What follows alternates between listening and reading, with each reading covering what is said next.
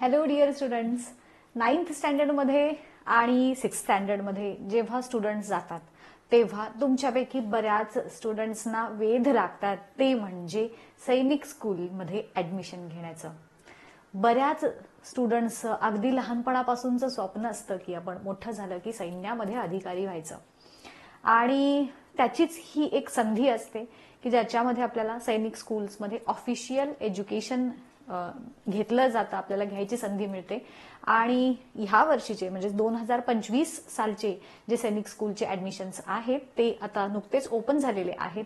आणि जे स्टुडंट्स आता 6वी आणि 9वी मध्ये आहेत आणि ज्यांना पुढे सैन्यामध्ये करिअर करायचं आहे किंवा नॉर्मली तुम्हाला सैनिक स्कूलमध्ये ऍडमिशन ज्यांना घ्यायचं असेल तर त्यांच्यासाठीचा हा व्हिडिओ खूप जास्त महत्वाचा आहे.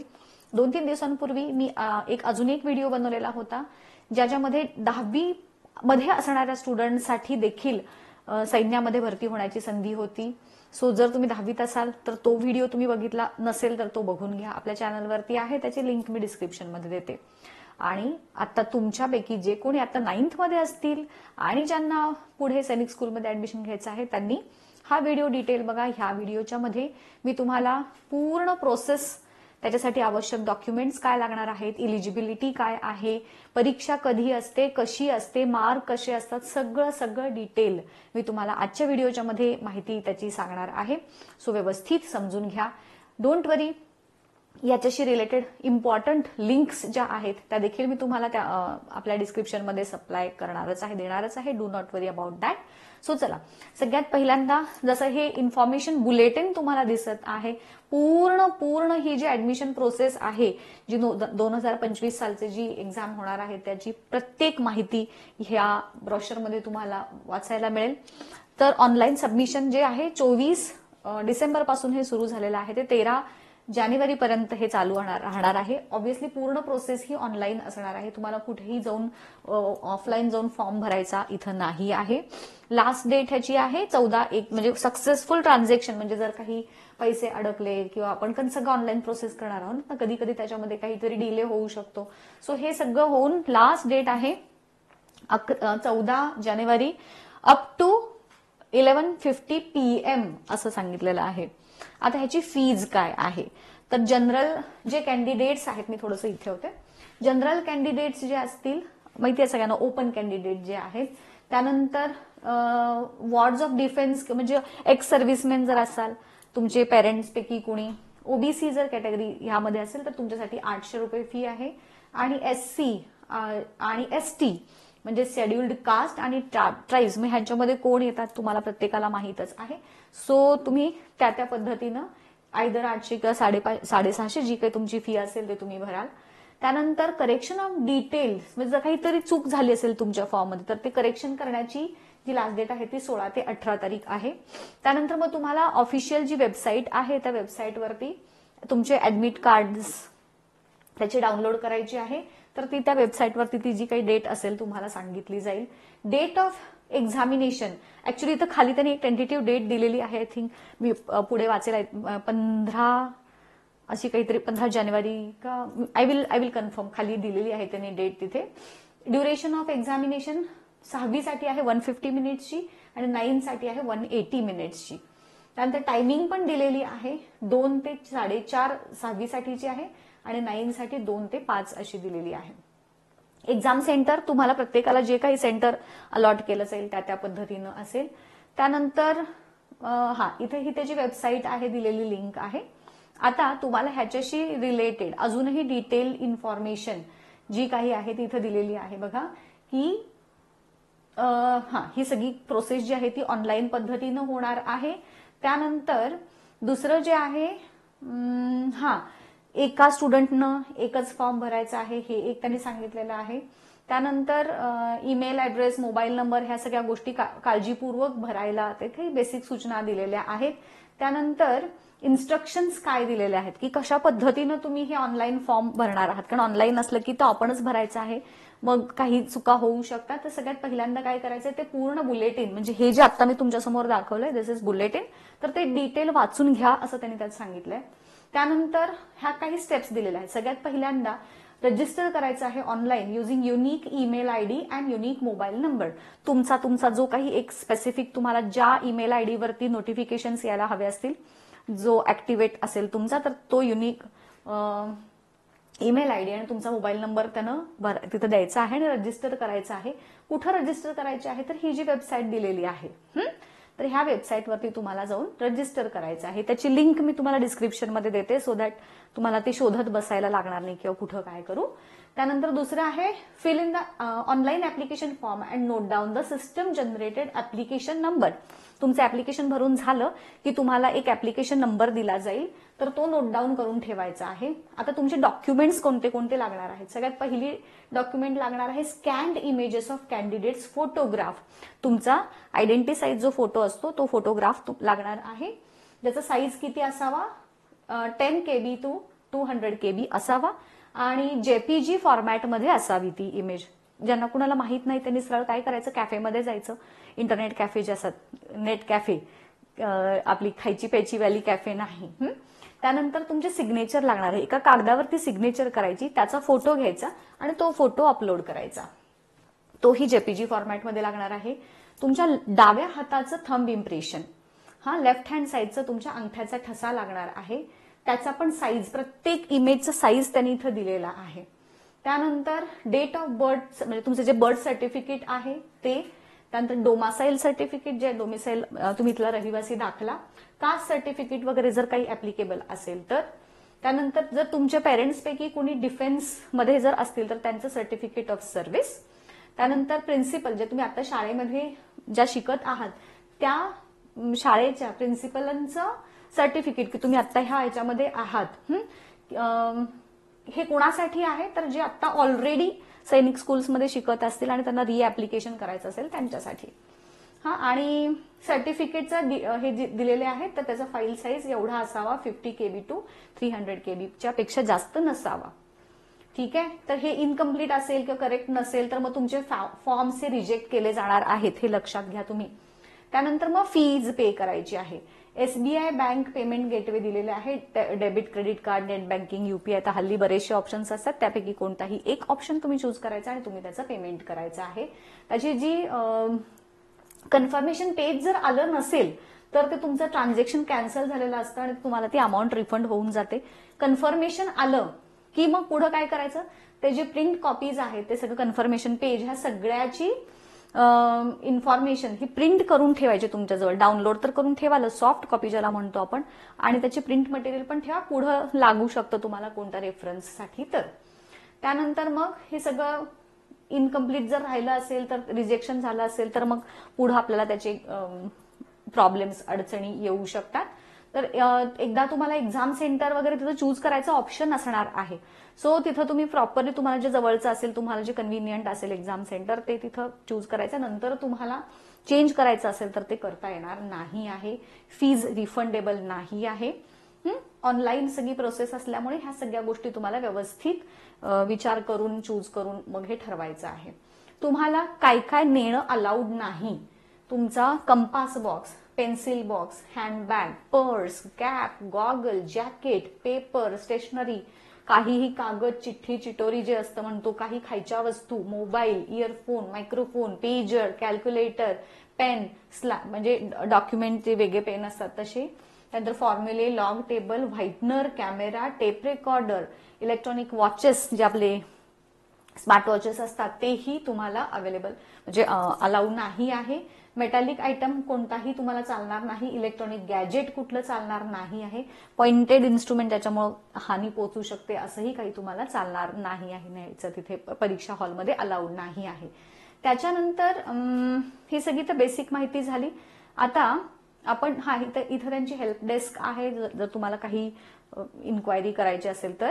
आता ह्याच्यामध्ये तुम्हाला काही महत्वाचे जसं की इलिजिबिलिटी वगैरे तर तुम्हाला माहितीच आहे. आपण डायरेक्टली कुठं जाऊया ह्याच्यामध्ये ऍडमिट कार्ड पण नाही, आपण डायरेक्टली जाऊयात 44 ह्याच्यामध्ये तुम्हाला सिलेबस काय काय आहे ते सगळं दिलेलं आहे. हे सगळी बेसिक इन्फॉर्मेशन सुरुवातीला दिलेली आहे. सो आपण डायरेक्टली आता जाऊयात सिलेबस कडे. इथं मग ह्याच्यामध्ये रिझर्वेशन वगैरे काय काय हे आहेत. मीडियम, 9वी साठी तुम्हाला फक्त इंग्लिश मीडियम मध्येच पेपर द्यायचा आहे, वेअरॅज 6वी साठी तुम्हाला ऑप्शन्स आहेत लँग्वेजेसचे. 9वी साठी मात्र कंपल्सरी तुम्हाला इंग्लिशमधूनच पेपर द्यायचे आहेत. त्यानंतर तुम्ही हे कशा कशा पद्धतीनं अप्लाय करू शकता हे तर हे सगळं डिटेल झालं. कॉम्बिनेशन वगैरे हे त्याचे झाले. त्यानंतर आपण जाऊयात पुढे. हे सगळी मी तुम्हाला थोडक्यात ह्या सगळ्या पूर्ण ब्रॉशरची एक शॉर्टमध्ये, इथे मी जसं म्हटलं डेट तुम्हाला दिलेली आहे 19 जानेवारी. मी जसं म्हटलं 15 मगाशी म्हणत होते, that is not 15, it is 19 जानेवारी. तर ह्या दिवशी तुमची एक्झाम होणार आहे. 2 ते 4:30 6वीची एक्झाम आणि 2 ते 5 9वीची एक्झाम. वेबसाईटची लिंक्स इथे त्यांनी दिलेल्या आहेत. आता नेक्स्ट जे आहे ते म्हणजे जनरल इन्फॉर्मेशन की काय ह्या एक्झामच्या बद्दल. जे मेन महत्वाचं आहे हे लास्ट डेट वगैरे तर तुम्हाला सांगितलेलीच आहे आता. आता ह्याच्यामध्ये मोड ऑफ एक्झामिनेशन तुम्हाला माहितीच आहे. OMR दॅट ऑप्टिकल जी मार्किंग जी स्कीम काय म्हणतो आपण, OMR शीट ज्याला म्हणतो आपण. तर त्या OMR शीट वरती तुम्हाला भरायचे आहेत, जे गोल भरतो आपण, जसे स्कॉलरशिपचा वगैरे असतात नॉर्मल तुमच्या कॉम्पिटिटिव्ह एक्झामला. सगळे क्वेश्चन्स मल्टिपल चॉईसचे असतात. त्याच्यामध्ये 6वी साठीचे जे मार्किंग स्कीम आहे ती कशी आहे. लँग्वेजसाठी 25 क्वेश्चन्स असणार, प्रत्येक प्रश्नाला 2 मार्क असणार, 50 मार्क झाले लँग्वेजसाठी. मॅथमॅटिक्ससाठी 50 क्वेश्चन्स आहेत, एका प्रश्नाला 3 मार्क असणार. इंटेलिजन्ससाठी 25 प्रश्न असणार 50 मार्क्सचे, आणि जीके साठी 25 क्वेश्चन्स 50 मार्क्सचे. सो टोटल त्यांची 30 मार्क्सची परीक्षा असणार आहे 6th साठी. आणि 9th साठी mathematics, English, intelligence, general science आणि सोशल सायन्स असे एकूण 40 मार्क्सचे पेपर तुमचे असणार आहेत. निगेटिव्ह मार्किंग नाही आहे. त्यानंतर जसं तुम्हाला आता सांगितलं 9वी साठी फक्त इंग्लिश मीडियम आहे. 6वी साठी तुम्हाला एवढे ऑप्शन्स आहेत. रिजनल लँग्वेजेस पण त्याच्यामध्ये इन्क्लुडेड आहेत. त्यानंतर सिलॅबस, याच्यामध्ये अपेंडिक्स 2 and 3 मध्ये त्यांनी सिलॅबस दिलेला आहे. So if you want to see the syllabus, आपण त्या सिलॅबसकडे जर, इथे इलिजिबिलिटी रिक्वायरमेंट दिलेली आहे. तुमचं एज काय असलं पाहिजे, तुमचं बाकी म्हणजे भारताचे तुम्ही रेसिडेंट असला पाहिजेत वगैरे वगैरे. एज क्रायटेरिया इथे त्यांनी दिलेला आहे 10 ते 12, म्हणजे 6वी मध्ये जर असाल तर तुमचं वय 10 ते 12 ह्या वर्षांच्या मध्ये असलं पाहिजे. आणि आता त्यांचं 6वीला शिकत असले पाहिजेत. 1 एप्रिल 2013 ते 31 मार्च 2015 एवढ्या म्हणजे त्या पिरियडमध्ये तुमचा जन्म झालेला असला पाहिजे असं दिलेलं आहे. त्यानंतर 9वी साठीचं दिलेलं आहे 1 एप्रिल 2010 ते 31 मार्च 2012 हा तुमचा जन्म पिरियड असलेला पाहिजे. 13 ते 15 वर्ष तुमचे असले पाहिजेत. त्यानंतर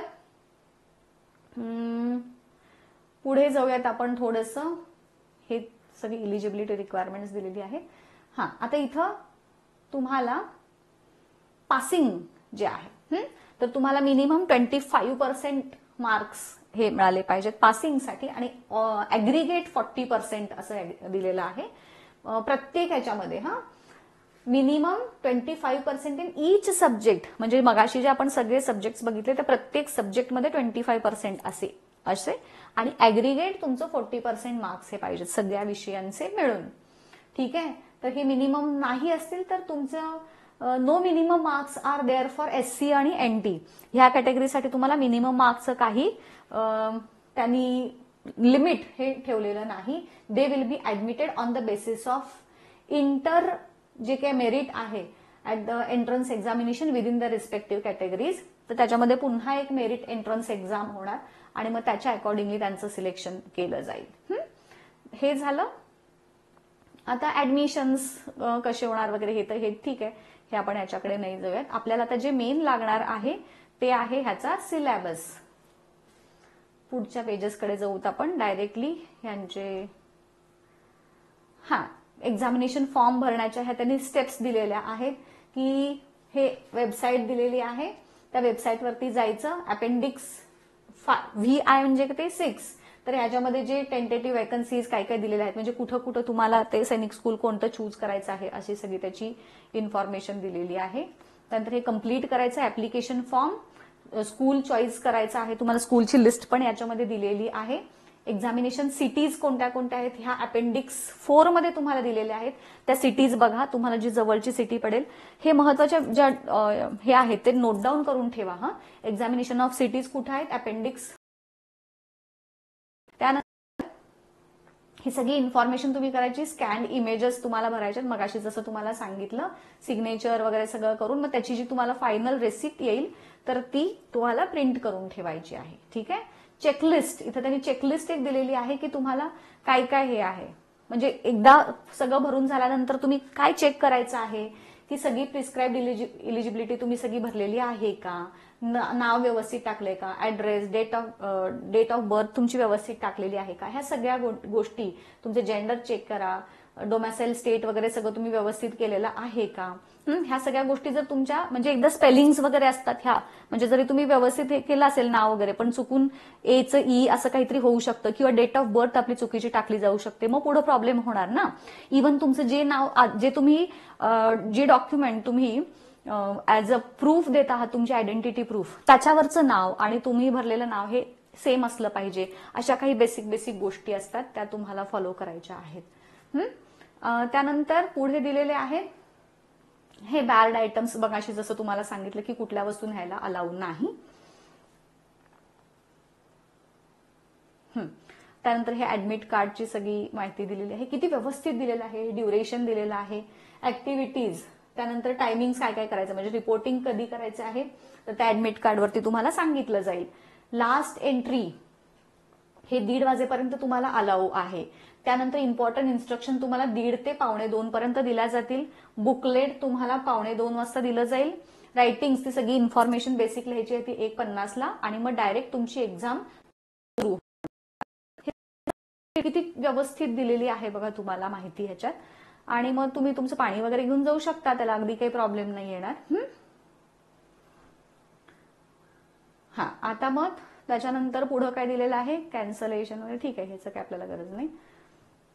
पोस्ट एक्झामिनेशन ऍक्टिव्हिटीज, म्हणजे मग तुमचा रिझल्ट कधी येणार, काय येणार, ह्या सगळ्या गोष्टी तुम्हाला ह्या वेबसाईटवरती डायरेक्टली बघता येतील. हे जे सिलेबस आपण बघत होतो की ठीक आहे, व्हॅलिडिटी नाही, हे पण नाही, रिटेन्शन पॉलिसी, ह्या सगळ्या बेसिक गोष्टी तुम्ही नंतर वाचून घ्याल. हा, हे अपेंडिक्स दिलेले आहेत, हे सगळी मी म्हटलं ना तुम्हाला स्कूलची जे काही लिस्ट आहे ती सगळी ह्याच्यामध्ये तुम्हाला दिलेली आहे, प्रत्येक स्टेट वाईज